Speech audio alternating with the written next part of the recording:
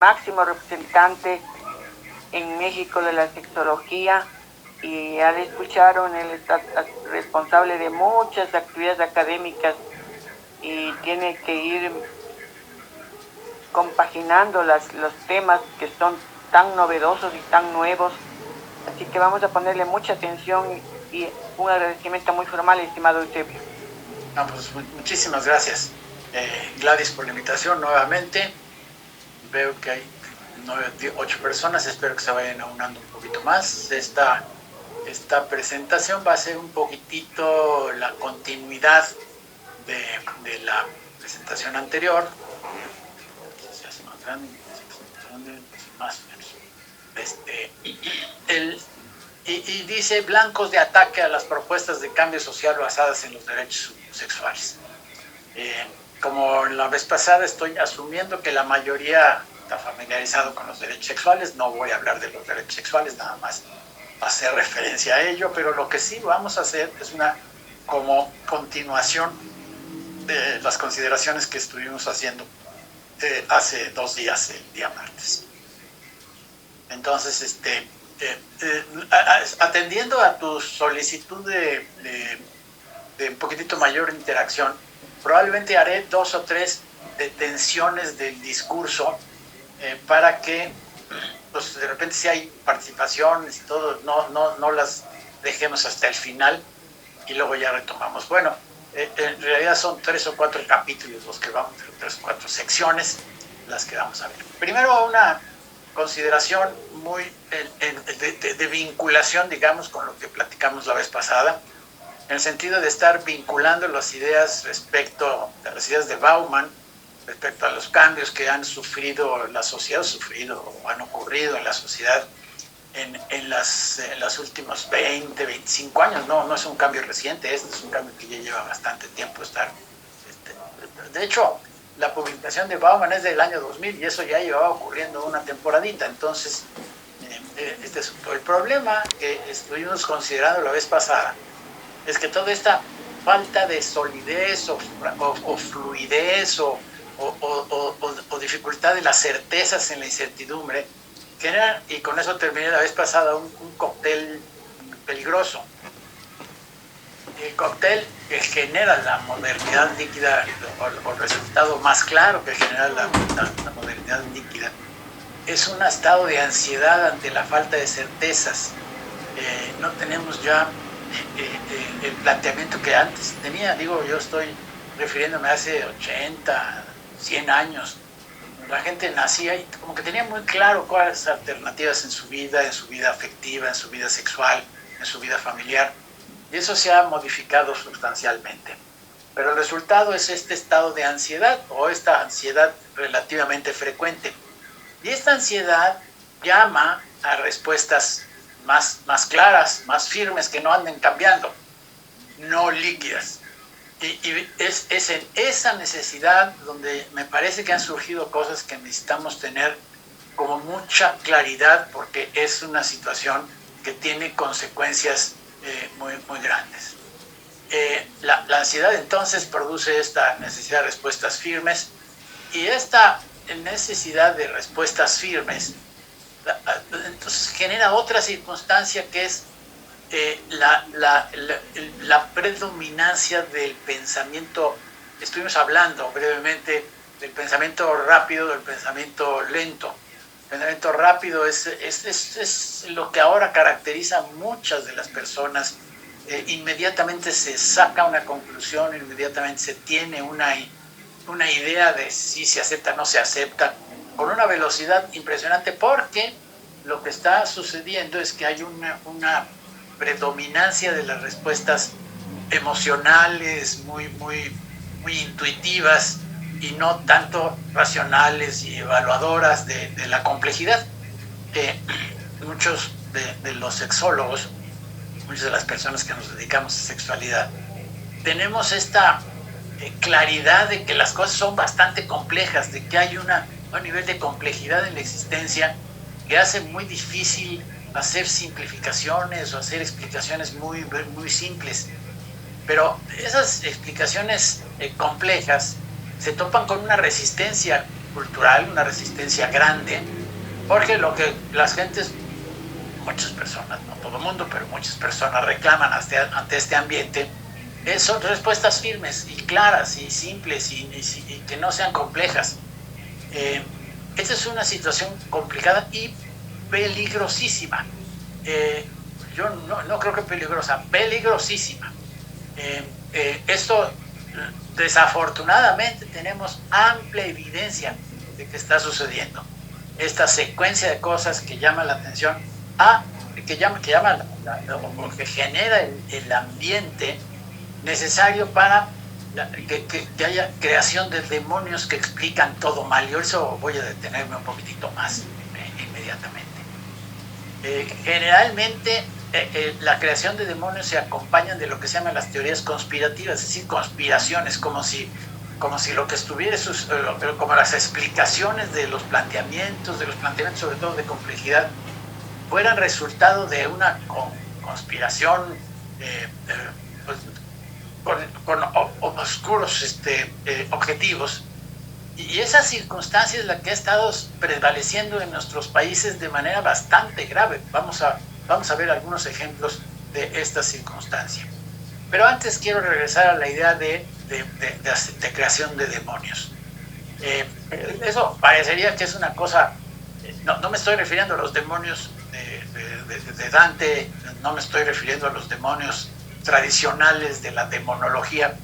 Me estoy refiriendo a un proceso que tiene una aplicación o una implementación muy clara en nuestras sociedades y que está aquí de alguna manera explicado o descrito, mejor dicho. La demonización o satanización es una técnica retórica e ideológica, es decir, esto está bastante desarrollado, que implica desinformación o alteración de los hechos y descripciones que aproxima a la inversa de lo que se está haciendo demoníaco, a la inversa es decir, como si fuera lo opuesto, lo sagrado, o bien fuera una situación de victimización.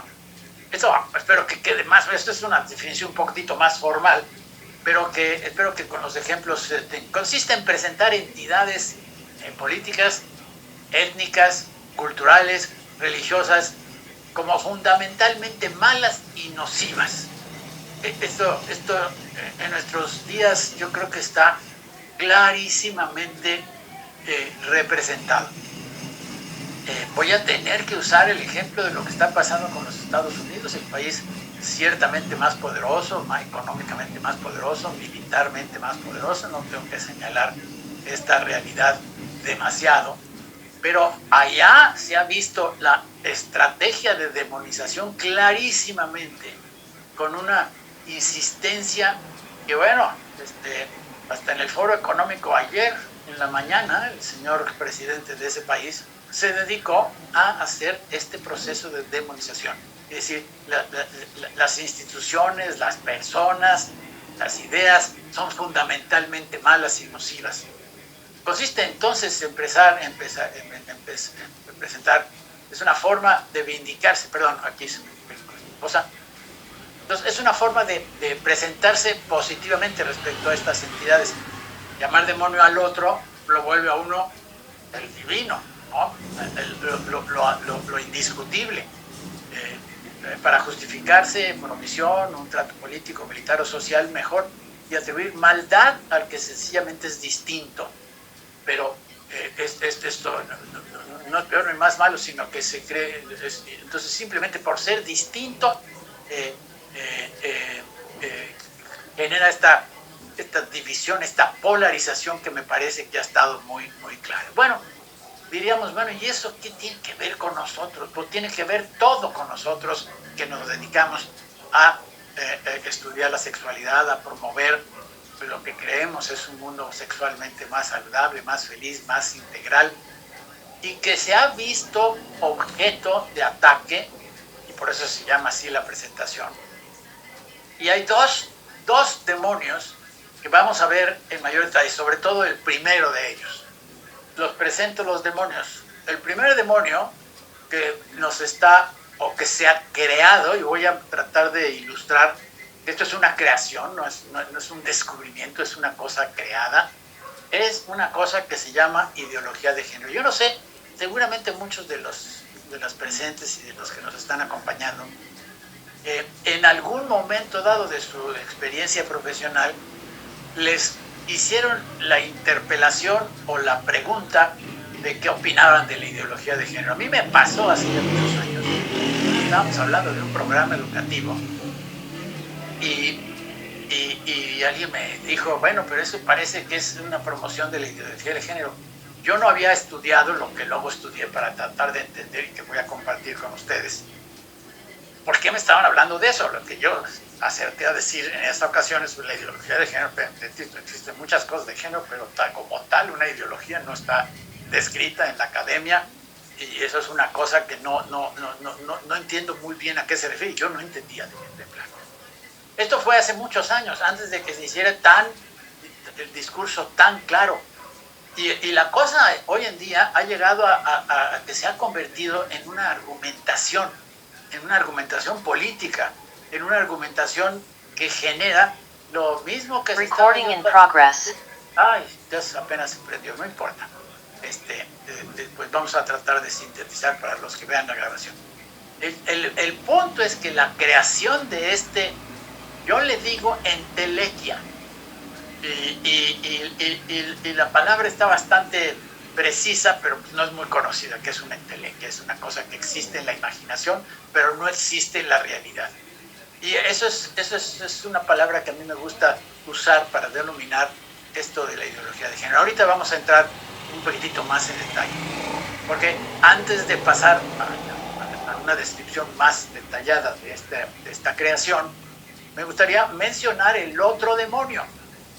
Este es un demonio en donde ha estado un poco menos evidente en nuestros países latinoamericanos que en lugares como Estados Unidos, donde esto de hecho de ahí surge por el término woke, es un término, es una palabra en inglés, de un inglés no muy legal, no muy formal, pero que se usó mucho y que se identificó. Voy a tratar también de presentar, y que ha sucedido lo mismo. El pensamiento woke ahora es un demonio. Ojalá me dé tiempo de compartir con ustedes un video. Tengo cierto temor de que no va a dar tiempo, voy a compartir la liga en dado caso, pero donde el señor presidente de los Estados Unidos empieza a decir, a partir de hoy ya no va a haber más woke en Estados Unidos, así de plan, como si fuera el demonio a eliminar. Y resulta del todo interesante cómo fue que se ha generado este demonio, que el pensamiento woke no, ese sí se desarrolló como una propuesta, no como la ideología de género, que es totalmente una creación. Voy a pasar a ocupar un tiempo un poquitito prolongado en describir y analizar un poquitito y ilustrar un poquito las cosas que tienen que ver con la ideología de género. Pero antes de eso me gustaría hacer el primer receso para abrir, a ver, ni siquiera he podido ver a ver si hay preguntas en el chat o si hay preguntas en la línea de preguntas. Vamos a ver. Vamos bien. Escúchame. Si hay alguien que tenga ganas de interrumpir en este momento con esta idea de los demonios o de hacer algún comentario, a lo mejor es un buen momento para que la cosa no sea tan de un solo sentido. Levantamos los momentos, están las personas, pero nadie levanta la mano, nadie quiere decir nada, entonces nos seguimos derecho. Muy bien, de frente quiero decir. Derecho, no somos ni abogados ni somos de derecha. Este texto que estoy proyectando es un texto tomado de un texto académico, y ahí está originalmente en italiano. Está aquí traducido con alguna de estas maneras de traducir que son muy eficientes. Pero fíjense, la teoría de género, a veces también llamada ideología de género, es un concepto nacido en el ámbito católico de los años 90. Eso es una cosa tremendamente importante, tener ubicado cuándo surge. Se utiliza para referirse en forma crítica a los estudios de género. Los estudios de género, esos ya los conocemos desde hace tiempo, tampoco son de toda la vida. Esto empezó a formalizarse en los años 80, 90, y son estudios muy importantes que nos han dado mucha luz. No voy a entrar en el detalle de los planteamientos. Bueno, a lo mejor una diapositiva nada más hacer referencia de la perspectiva de género para diferenciarla. Pero de ahí, digamos, a eso se refiere, de forma crítica. Quienes hacen uso de esa locución sostienen que estos estudios, los estudios de género, ocultan un proyecto, lo de la conspiración que decía, predefinido, enfocado a la destrucción de la familia y la sociedad fundada sobre un presunto orden natural. Esto es una cosa que de alguna manera concentra la naturaleza conspiratoria que tiene la idea de la ideología de género. Y debo decir que, bueno, déjenme explicar, el concepto mezcla ideas originarias de la teoría queer, que es el género como construcción social, el constructivismo social, que es una escuela de conocimiento, ya se paró la grabación, de conocimiento importante, los roles sociales de género, el feminismo como muy importante aportación, que apunta hacia la igualdad legal y social entre hombres y mujeres, o los estudios de género, que ya estaba yo comentando, sobre todo los estudios de género sobre transexualidad y la diferencia de identidad de género o el sexo biológico, para crear un pensamiento crítico que no es definido por ninguno de los estudios anteriores, y esto es una de las cosas. Es decir, lo que dicen que trata la ideología de género no se deriva de esos estudios formales. De hecho, ninguno de los estudios formales dice ni siquiera un poquito de lo que es acusada la ideología. Como recurso retórico, es empleado especialmente por la Iglesia Católica para situarse en contra, defender sus propias ideas por oposición y criticar los supuestos proponentes, construccionistas sociales, feministas, activistas LGTB, es decir, la comunidad de diversidad sexual, transexuales, además de que da a entender que existe una estrategia política unificada detrás de esta filosofía, es decir, esta idea de que existe una conspiración. Yo creo que la audiencia está bastante familiarizada, no con estos conceptos, pero más cuestión de oír lo que dicen. Yo ahorita voy a buscar algún ejemplo, no muchos ejemplos, pero algunos ejemplos de lo que dicen, especialmente uno de los parlamentos de un país latinoamericano. Pero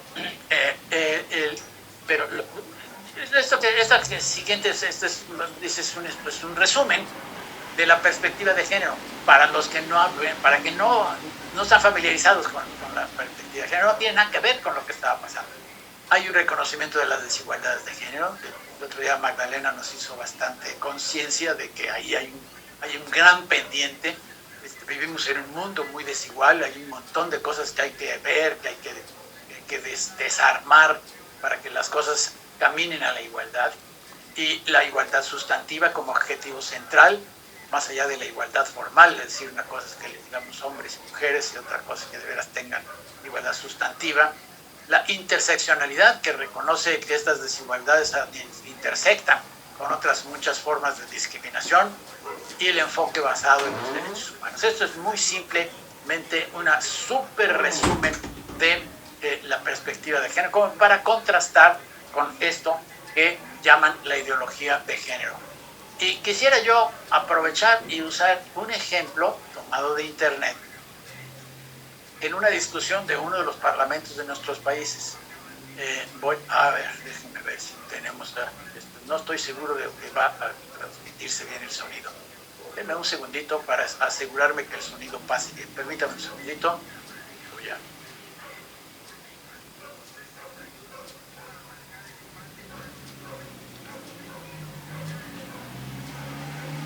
Muy bien. Entonces, si el sonido no parece bien, me dicen por favor. Esto toma unos minutos, unos segundos.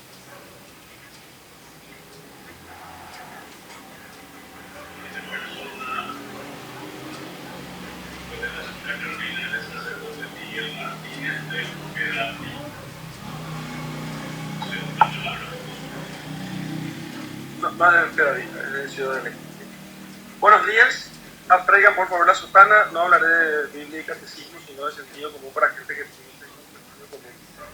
El mal de la teoría de género en los programas educativos está en que nuestros niños crecerán creyendo que se puede separar el pensamiento de la realidad. Antes era la realidad la que nos decía qué era verdadero y qué no, pero la teoría de género transfiere esa autoridad de la realidad al Estado, a los políticos de turno, a las ONG ideologizadas o simplemente a los caprichos y desórdenes emocionales de cada uno. La autopercepción o se somete al dato biológico de la realidad o se hace arbitraria, tiránica, sentimental y estúpida. En los últimos 5 años en Escocia e Inglaterra ha aumentado el número de niños que solicitaron tratamiento de cambio de género en 500 y 1000% respectivamente por causa de los programas educativos. Esto sucede porque un niño evidentemente no posee todo el desarrollo psicológico que necesita y por ende su autopercepción puede ser frágil. ¿Quién pico acaso no conoce a un niño que se autopercibe como Superman, Naruto o Tortuga Ninja? Pero a nadie se le ocurre pensar que un superhéroe se encontraría atrapado en el cuerpo de ese niño, a no ser a la perspectiva de género.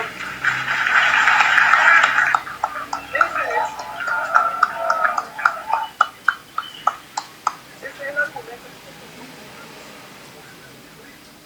que como niño hasta que un adulto le enseña a pensar conectándose con la realidad. Solo entonces podrá madurar y ser adulto. Entonces, eso de que mujer podría no ser mujer y hombre podría no ser hombre, esa contradicción solamente puede anidarse en la mente de un paraguayo si se le arranca de su cultura por vía de la reingeniería social del discurso único, lo cual la prensa ya está realizando. Por eso, todo hombre tiene que exigir al Estado paraguayo que escuche a su pueblo y rechace rotundamente toda ley, tratado, convenio o programa educativo que promueva esta científica antinatural y por eso inmoral perspectiva de género. Muchas gracias.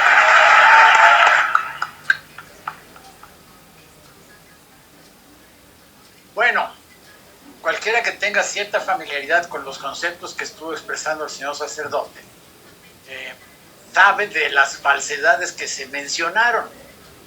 Nadie está tratando de convencer a los niños que son niñas ni viceversa, es simplemente hay una realidad todos los programas educativos de reconocer la diversidad de que algunas personas, algunos niños y niñas tienen una cosa que la Organización Mundial de la Salud llama discordancia de género.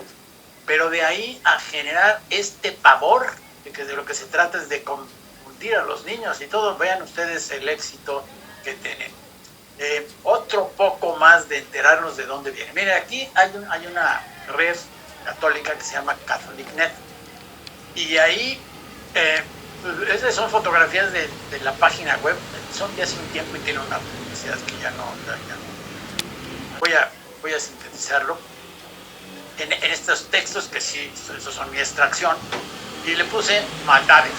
¿Cuáles son esas cosas que propone que la ideología de género hace y que son tremendamente malignas para la sociedad? La ideología de género es la última rebelión de la criatura, somos criaturas hechas por Dios, contra su condición de criatura, es decir, nos atrevimos a retar nuestra naturaleza. Con el ateísmo, fíjense, el hombre moderno pretendió negar la existencia de una instancia exterior que le dice algo sobre la verdad de sí mismo, sobre lo bueno y lo malo. El gran enemigo para la ideología de género es la diferencia hombre-mujer. Fíjense nada más. Fíjense nada más a dónde apunta. Esta ideología afirma que no existen sexos, solo roles. Cosa que no es cierto. Ningún estudioso de género dice eso, pero bueno. Solo roles, orientaciones sexuales mudantes. También eso es otra cosa que no se dice, pero bueno.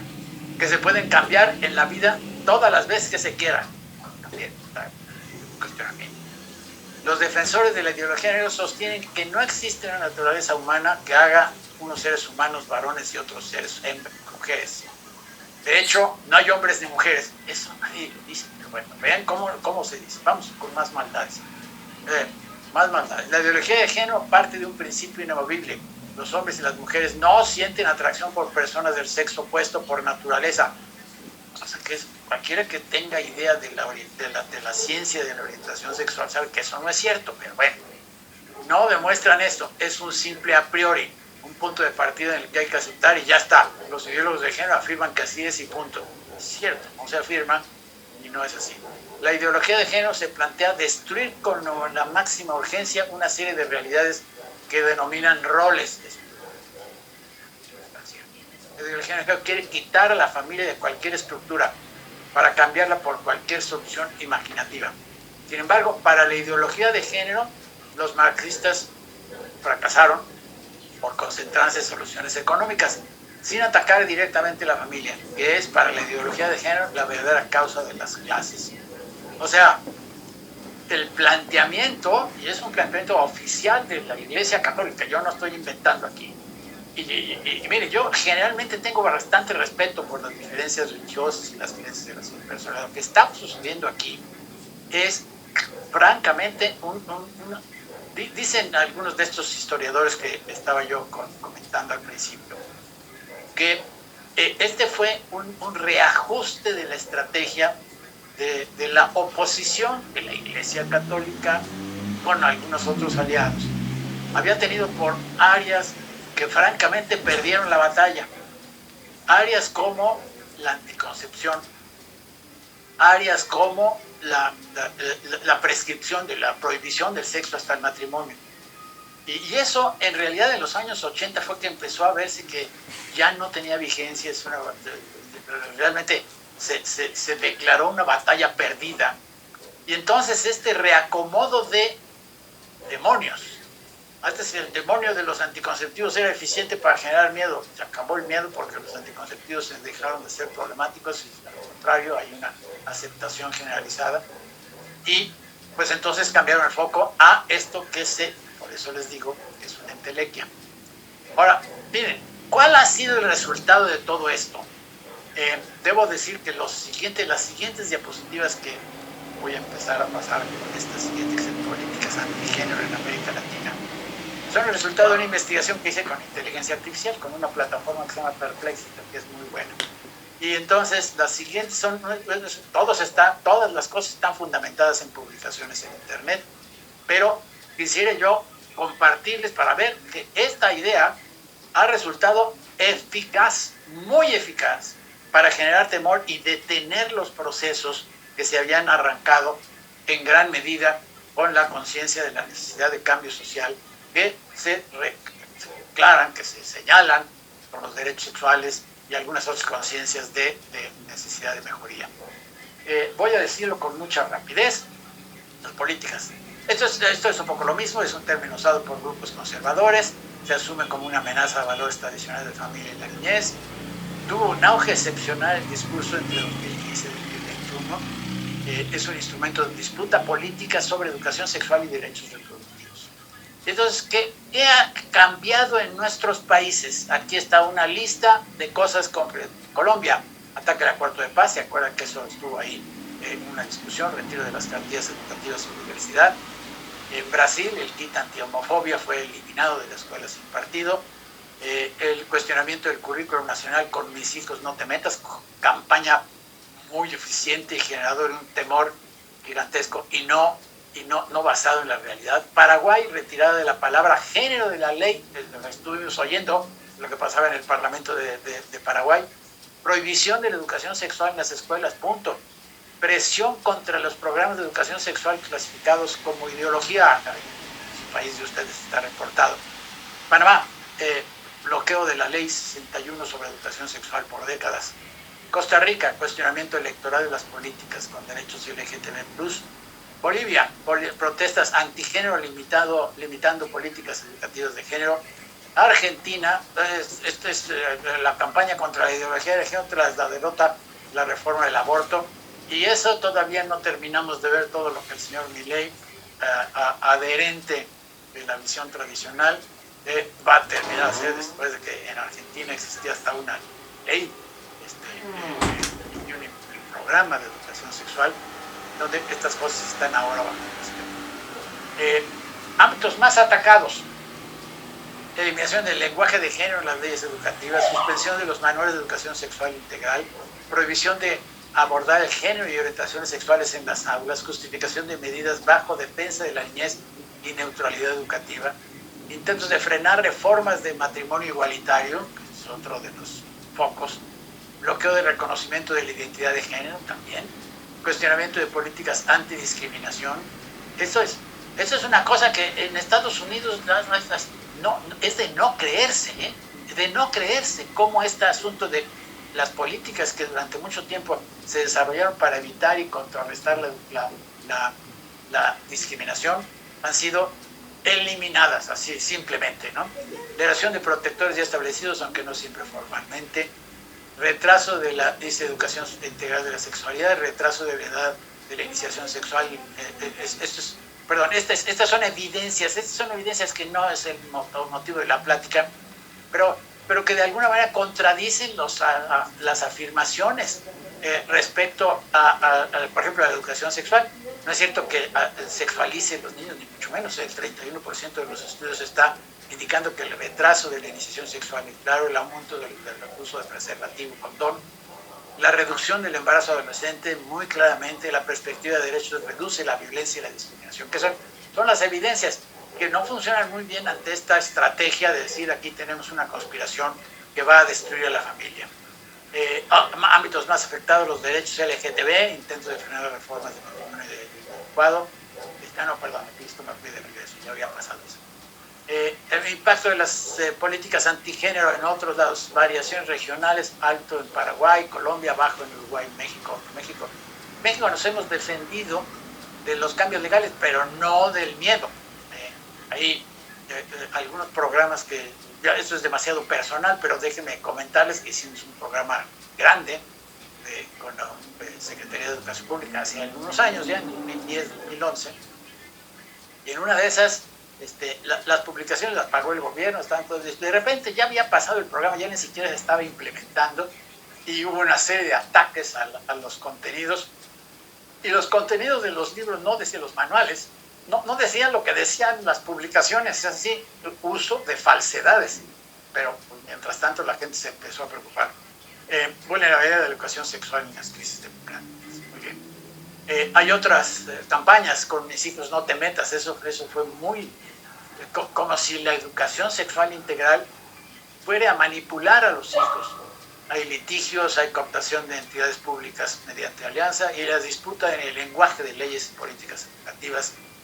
Y bueno, esto ha traído por consecuencia que hay un bajo cumplimiento de la educación sexual integral, el financiamiento se ha reducido, la vulnerabilidad a presiones democráticas y movimientos ultraconservadores ha aumentado y la persistencia del embarazo adolescente, pese a que existe evidencia de cuál es la solución o cuáles son algunas de las soluciones, pues ahí está.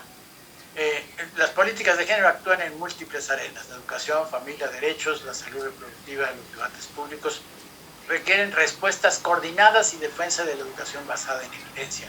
Con eso voy a terminar. Hasta aquí termina esta revisión que me hizo la inteligencia artificial, que se llama Perplexity. Bueno, dos palabras, no sé si quieren detenerme un poquitito en esta circunstancia de la ideología de género. Ay, mi hermano Magda, si le pueden dar voz a Magda. Voy a quitar un poquito la presentación para que nos veamos las caras y ahorita regreso porque todavía falta otro poquito de compartir con ustedes. Magda, si le pueden dar por favor voz a Magdalena. Magda.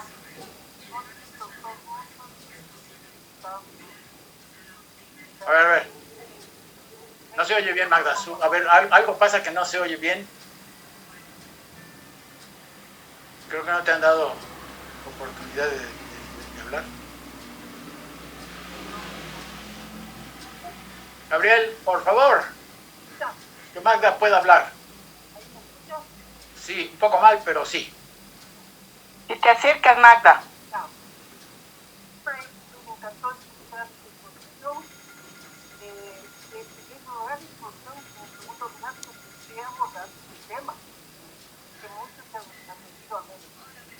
Está muy bien definido lo que es la ideología de género, pero yo quiero resaltar a veces se pierde de vista de lo que quiere decir el género cuando se le toma como una categoría desprendida de sí mismo, ¿ya?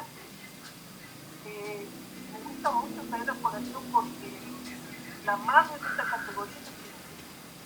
El feminismo está muy mal interpretado en unos casos por falta de estudio, por ignorancia, en otros casos está muy distorsionado por únicamente a propósito. ¿Ya? Y la ideología de género es justamente un conjunto de ideas creadas desde la visión de los partidos más conservadores, la gente más conservadora, justamente para distorsionar al feminismo todos los avances históricamente la sociedad. Justamente nacido por los 90, cuando había más apoyo del feminismo, justamente, ¿ya? Lo más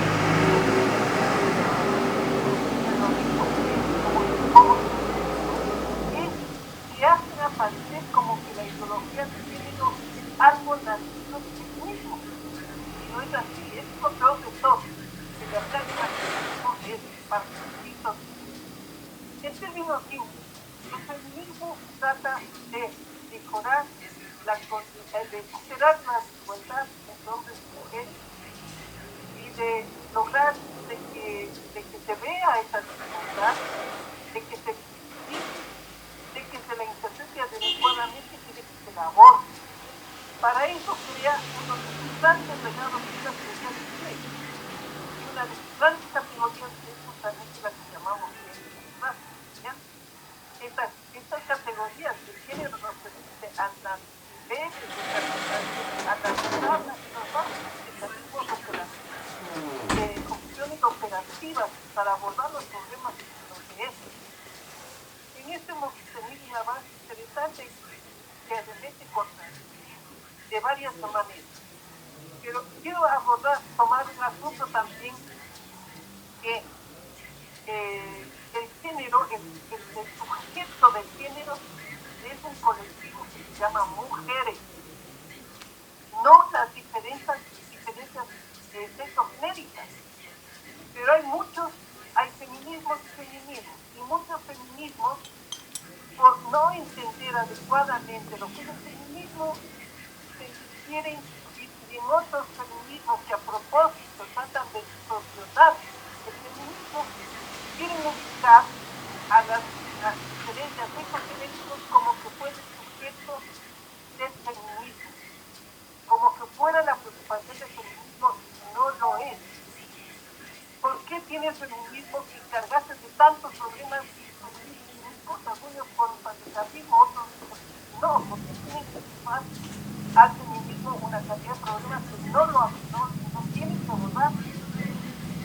Las mujeres, el feminismo está dirigido a trabajar por ese colectivo que se llaman mujeres, no las diferencias sexuales. Ahora, si grupos afectados por estas diferencias están siendo discriminados, afectados, abusados, también el feminismo debería también ser solidario con esos que es el feminismo. ¿Ya? Estas son distorsiones. Y la ideología de género se junta con estas distorsiones para distorsionar más y necesitar al feminismo, digo que conseguir ser lo presentado mucho.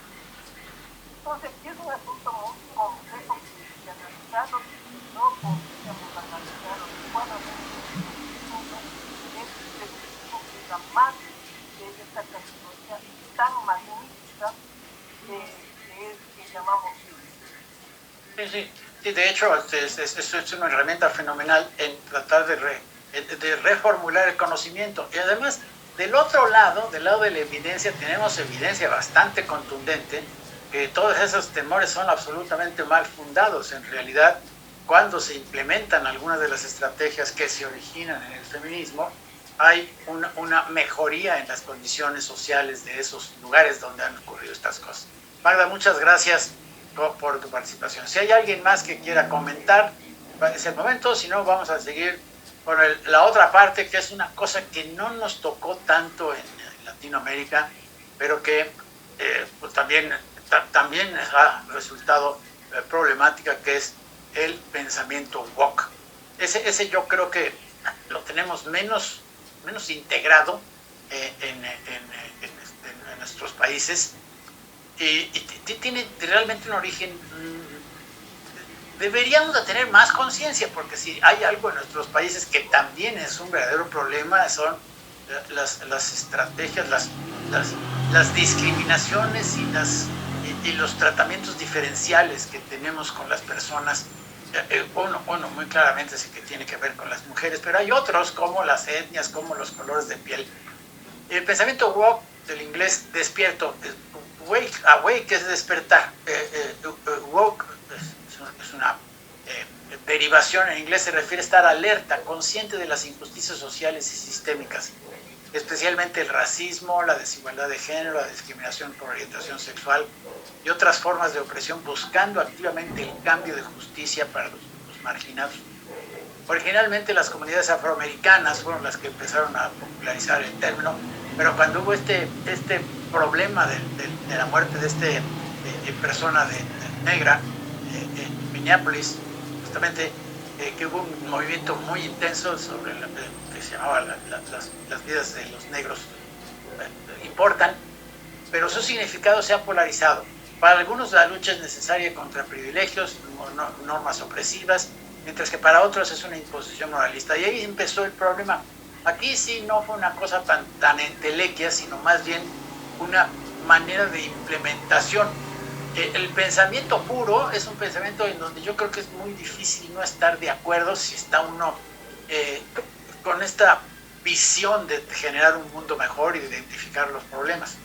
Por ejemplo, dice, ¿qué cosas son características del pensamiento? La defensa de la equidad, el cuestionamiento del privilegio, porque de repente nada más por ser quien nacieron blancos, masculinos o heterosexuales, tienen ventajas sobre las otras personas, y las herramientas del cambio, es decir, es un llamado a la acción para empoderar. Pero entonces en ese asunto de las herramientas del cambio, la cosa se ha puesto un poquitito complicado, porque estas complicaciones han traído críticas. Hay algunos de los defensores del pensamiento woke que se pusieron pues muy absolutos.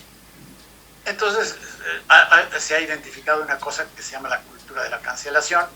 Nuevamente esto es una cosa más frecuente en los países nórdicos, en Estados Unidos. Yo la primera vez que oí cultura de cancelación dije, demonios, ¿es eso? Bueno, pues es que se organizaban bloqueos, boicots, porque había grupos donde se opinaban distintos, y eso se dice que, y tiene razón, que se afecta sobre la libertad de expresión, y eso genera polarización política. El pensamiento woke se volvió un demonio, pero el mejor ejemplo de esos demonios está dado por lo que está sucediendo en los Estados Unidos. Vean ustedes, esto es una cosa al segundo, tercer día de la presidencia de Estados Unidos. Esto es la página de la Casa Blanca oficial. No estoy inventando nada. Estoy visitando la página y ahí están las acciones del presidente. Y no hay ningún empeño de decir previniendo woke, la inteligencia artificial de woke en el gobierno federal. Esta es una orden ejecutiva que dice todas las inteligencias artificiales que tienen elementos woke, que tienen elementos de estos pensamientos. Y la otra cosa que está ahí, también es de la Casa Blanca, está muy chiquitita la información, es la circunstancia de cortar los programas que tuvieran elementos woke. Y esto ha llegado a una circunstancia real y verdaderamente impresionante.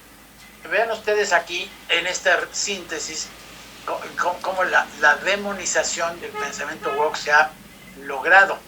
Y dice, el pensamiento woke es un fenómeno enfocado a la alerta de injusticias raciales que ha sido reapropiado por sectores conservadores y de ultraderecha.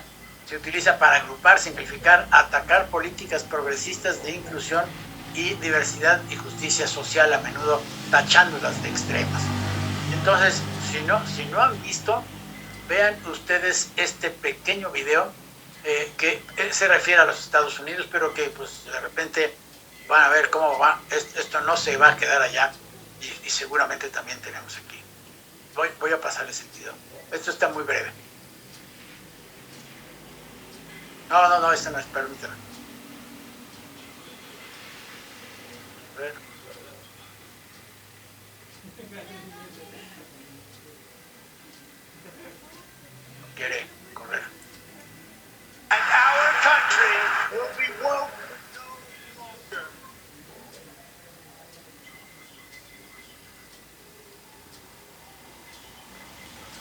Seguramente has escuchado la palabra woke en discursos políticos, debates de televisión o incluso en redes sociales, pero ¿qué significa realmente? Aunque en los últimos años woke se ha vuelto un término común en la política estadounidense, su origen es mucho más antiguo. La frase "stay woke" comenzó a aparecer en la década de 1940 y fue utilizada por afroestadounidenses para referirse a la necesidad de estar alerta y consciente de las injusticias sociales. Según el lingüista y lexicógrafo Tony Thorne, originalmente significaba literalmente despertar o volverse sensible a los problemas de justicia. Con el paso de los años, el término evolucionó y se popularizó especialmente en la década de 2010, con el auge del movimiento Black Lives Matter, cuando activistas lo usaban para pedir que la gente estuviera despierta ante la discriminación y la brutalidad policial. Pero con el tiempo la palabra woke comenzó a ser utilizada de manera diferente. Algunos sectores conservadores la adoptaron como un término despectivo para referirse a políticas progresistas que, según ellos, van demasiado lejos en temas de género, raza o inclusión. Este es su significado según la Fundación. El anglicismo woke, que el diccionario Collins traduce como adjetivo informal con la acepción de sensible ante las injusticias, es un término que ha comenzado a utilizarse en español hace poco tiempo. En la actualidad, woke es una palabra con múltiples significados dependiendo de quién la use. Para algunos representa la lucha por la justicia social, para otros se ha convertido en un término de debate sobre el alcance de ciertas políticas e ideologías. ¿Pero qué piensas tú? ¿Crees que la palabra woke sigue representando una lucha legítima o que su significado ha cambiado con el tiempo? Déjanos tu opinión aquí en los comentarios y suscríbete a @VozDeAmerica para más explicativos como este.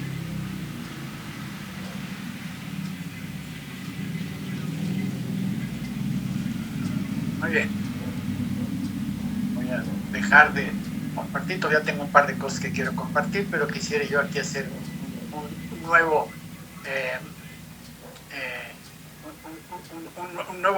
detenernos antes de empezar y luego decidir.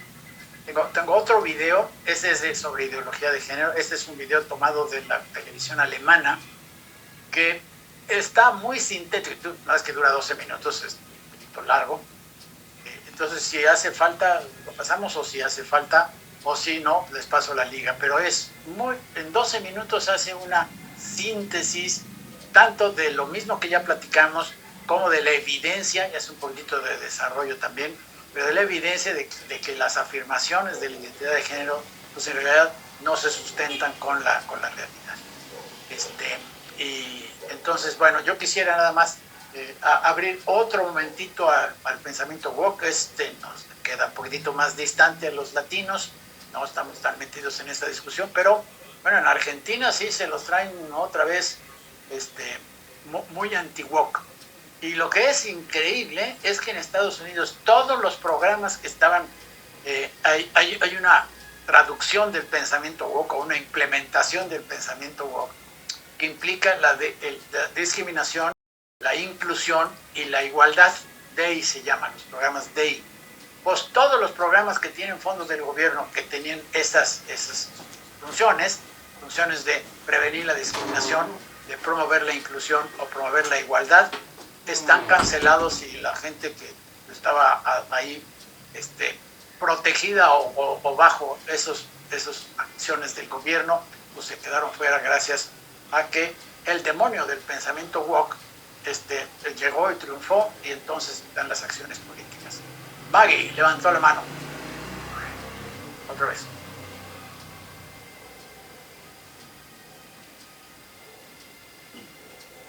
¿Le pueden dar la palabra? Porque si no, no podemos.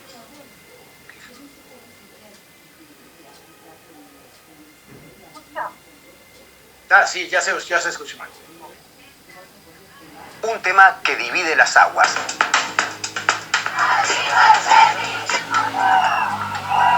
La llamada ideología de género. Para quienes defienden la diversidad sexual y de género, es un concepto utilizado de manera negativa y despectiva, y para quienes lo utilizan es, entre otras cosas, una ideología que destruye familias, se le impone a los niños para corromperlos, niega la realidad e incluso hablan de una estrategia marxista para acabar con la base de la sociedad. Pero ¿qué es en realidad la ideología de género? Te lo contamos con datos en DW Verifica. El término ideología de género surgió a mediados de los 90.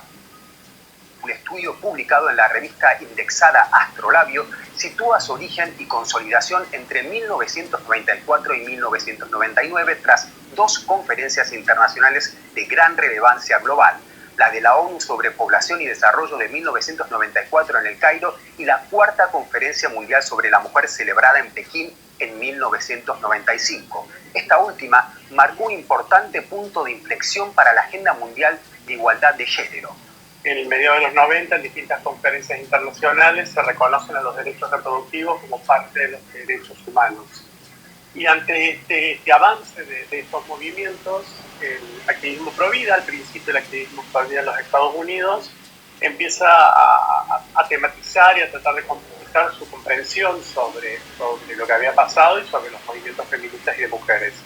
Entonces se acuña, se empieza a pensar esta idea de que el género es pura ideología, la ideología de género. Al principio se utilizó en el ámbito católico contra el aborto. Luego se fue expandiendo a otros sectores de la sociedad y la política para utilizarlo contra el matrimonio homosexual y actualmente contra los derechos de las personas trans. Repasemos tres de las afirmaciones más comunes que se hacen sobre la llamada ideología de género. Destruye familias. A mediados de los 90, la mayor promoción de la mujer en la vida social y la defensa contra la discriminación de la población LGBTQ+ empezó a ser percibida por ciertos sectores como un ataque contra la familia, algo que casi 30 años después parece no haber cambiado. En 2023, en Honduras, un líder religioso sigue afirmando: la ideología de género está destinada a destruir las familias y a los niños con ideas diabólicas. Así lo asegura Óscar Andrés Rodríguez, cardenal del país centroamericano. Y este es uno de los argumentos más repetidos, aún hoy, por autoridades religiosas y grupos conservadores. Pero la familia tradicional o nuclear ya estaba desintegrándose antes de la aparición del concepto de ideología de género. Un estudio de la época desarrollado por la Comisión Económica para América Latina y el Caribe, la CEPAL, reveló que la familia nuclear ya estaba sufriendo una transformación. En América Latina, a partir de los 90, las familias nucleares ya habían comenzado a disminuir y pasaron de ser la forma de familia predominante, con un 50,5% a principios de esa década, al 40% de los hogares latinoamericanos para 2010. Y las razones no fueron otras que el cambio generacional y económico. Personas yendo a vivir juntas sin casarse, profesionales jóvenes que decidieron vivir solos, parejas que se casaban pero no querían hijos y sobre todo mujeres con mayor independencia económica y que dejaron de lado la subordinación a la autoridad masculina. Esto explica también el incremento por aquellos años de los hogares monoparentales encabezados por mujeres, con un crecimiento del 8 al 11%, una tendencia que no hizo más que aumentar. A este dato se puede agregar que tan solo 9 de los 33 países que conforman América Latina han legalizado el matrimonio igualitario y desde que lo han hecho, la cifra de matrimonios entre personas del mismo sexo es ínfima en comparación con los matrimonios heterosexuales. En México, por ejemplo, se han casado alrededor de 28.000 parejas del mismo sexo desde su legalización en 2010, menos del 5% de las más de 6 millones de parejas hetero que se casaron entre 2010 y 2021. En pocas palabras, es falso decir que la denominada ideología de género destruye las familias. Es una ideología marxista. Para empezar, en sus textos, Karl Marx apenas habló de temas referidos a cuestiones sexuales y de hecho en muchas repúblicas comunistas se relacionaba la homosexualidad con una decadencia burguesa. Veamos los dos casos más representativos. En la Unión Soviética, en 1922, se publicó un nuevo código penal que despenalizaba la homosexualidad, pero en 1934 se revirtió la medida y se introdujo el delito de sodomía con un nuevo código penal en 1934. En China, la homosexualidad fue despenalizada recién en 1997. ¿Y qué hay de la izquierda actual? En América Latina, algunos referentes de la izquierda van en contra de esa supuesta ideología de género. Por ejemplo, en 2010, Evo Morales, expresidente de Bolivia, relacionó la homosexualidad en Europa con el consumo de pollo. Y Rafael Correa, exmandatario de Ecuador, utilizaba las mismas palabras que los sectores más conservadores para cargar directamente contra la ideología de género. Y les insisto, esa ideología para mí es peligrosísima, que le están enseñando a nuestros jóvenes en algunos colegios, de identidad de género, y que destruyen la base de la sociedad, que sigue siendo la familia convencional. Pero incluso desde el ámbito religioso, desde donde se comenzó a propagar el concepto de la ideología de género, existen contradicciones. Una de las cosas interesantes cuando uno lee los documentos del Vaticano es que en algunos documentos se asocia el avance de la ideología de género con el marxismo, pero en otros documentos se lo asocia con el neoliberalismo. Se asocia que la ideología de género y el neomarxismo, marxismo cultural, son prácticamente sinónimos, mientras que sectores más progresistas de la Iglesia Católica, aún conservadores en el campo de lo sexual, se acusan las tendencias individualistas del neoliberalismo como las causantes de este fenómeno de la ideología de género. Además, si hablamos de los derechos trans, aquí la división entre la izquierda es más amplia. Un ejemplo en España, la recientemente aprobada Ley Trans, que establece la autodeterminación de género, ha recibido grandes críticas por parte de un sector del movimiento feminista. De algunos sectores de derecha y quizás de derecha radical, más específicamente, y también algunos sectores de izquierda, de feminismo radical precisamente, o feminismo TERF, como se le conoce, feminismo trans incluyente, han elaborado junto a una representación del género, o de lo que llaman ideología de género, aunque el término de ideología de género probablemente es más usado por la derecha, pero la representación que hacen estos grupos de izquierda es muy similar a la que hace la derecha, hay que decirlo también. Por lo tanto, la generalización de que la llamada ideología de género es una invención marxista o que solo los movimientos de izquierda la defienden es falsa. Cambiar de género para ganar. El tema de las deportistas trans es uno de los que más agita el debate sobre la llamada ideología de género. Y es un tema especialmente sensible, porque es donde más chocan los conceptos de sexo biológico e identidad de género. Una de las afirmaciones más frecuentes es que muchos hombres aprovechan la reciente apertura a la participación de personas trans en los deportes de élite para pasarse a divisiones femeninas, lo que presuntamente les da una ventaja para batir récords y ganar medallas más fácilmente que en divisiones masculinas. Ese argumento cae en una contradicción, porque ese argumento es que hay alguien que solamente hiciera una transición de género por un objetivo tan particular como tener triunfos deportivos.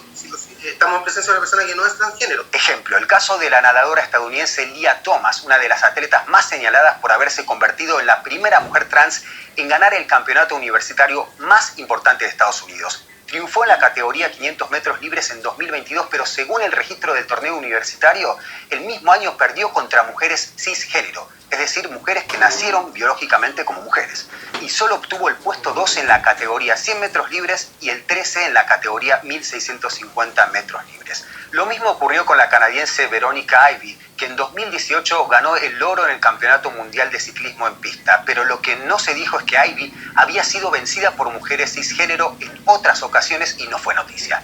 Y de hecho su récord con el que fue campeona mundial en 2018 fue ya superado en 2020 por Felice Weitzel, nacida biológicamente como mujer. Es también el caso de Sissy Telfer, la atleta que saltó a la fama luego de ser la primera mujer trans en ganar un título de atletismo universitario en Estados Unidos en 2019, pero que ya no fue noticia cuando dejó de ganar. Una reportera que la siguió en otra competencia en Pittsburgh ese mismo año registró como Telfer ni siquiera quedó entre los primeros 5 puestos.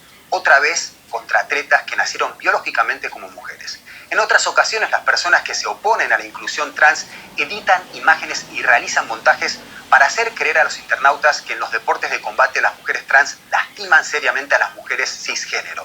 El caso de Fallon Fox es uno de los más compartidos en las redes sociales. Las publicaciones dicen que el día que se tomaron estas fotografías, Fallon, la primera luchadora de MMA abiertamente transgénero, le rompió la cabeza a la luchadora estadounidense Kay Hansen, acabando para siempre con su carrera. Pero tras una búsqueda en reversa de la imagen y una revisión hemerográfica, el equipo de DW Verifica descubrió que Hansen no enfrentó ese día a Fox, sino a Carl Schwartz, una mujer cisgénero ex miembro de la Marina de los Estados Unidos.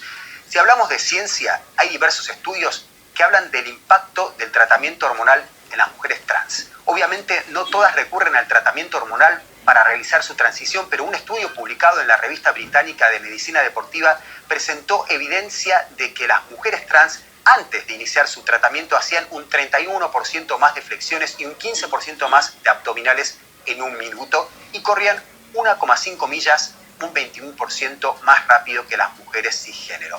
Pero esto se redujo 2 años después de iniciado el tratamiento con hormonas feminizantes, con lo que las diferencias en las flexiones y abdominales desaparecieron, equiparándose con el de las nacidas biológicamente mujeres. Sin embargo, las mujeres trans aún corrían un 9% más rápido que las cisgénero, por lo que los autores del estudio recomiendan ampliar el periodo de supresión hormonal a más de 1 año de lo que recomienda el Comité Olímpico Internacional para permitirles competir a las mujeres trans. En conclusión, sí, hay deportistas trans que han ganado competiciones, pero también muchas que no. Por lo tanto, la afirmación de que la transición de género es utilizada solo para ganar es no demostrable. Para sintetizar, el concepto de ideología de género se utiliza para criticar políticas progresistas a favor del aborto, del matrimonio igualitario, los derechos trans y todo lo que involucra a la diversidad sexual. Pero una cosa está clara, más allá de que se esté a favor o en contra de estas políticas, bajo ese concepto se difunde muchísima información falsa o sacada de contexto.